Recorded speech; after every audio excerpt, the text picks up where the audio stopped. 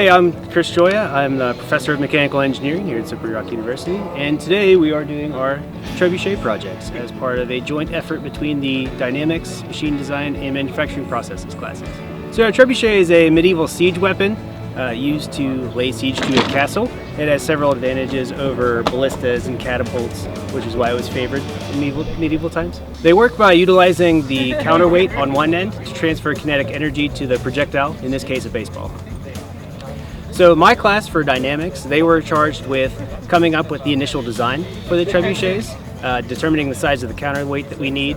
A design review was held, and we transferred it over to the machine design class, where they took that design and actually designed it, analyzed it, and handed it over to manufacturing processes, and they completed the assembly. So this is a good thing because it gets students used to working in teams, working on different sections of a project, and working with other integrated teams.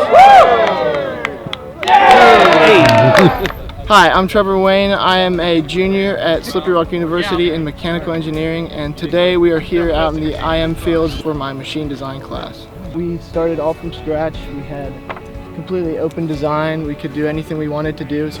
And basically we're just tasked with receiving a base model, kind of dynamic model from the dynamics class. They're a freshman or sophomore class, and we got their plans for the kinematic side of this, and then we took those plans and tried to implement them as much as we could in the CAD model, and then moved it on to the manufacturing processes class, and then we built them just from anything that we thought we needed. We ordered on a bill of materials, and from there we constructed, and here we are on launch day, and we seem to be the most successful team, and I'm pretty proud about that, so here we are.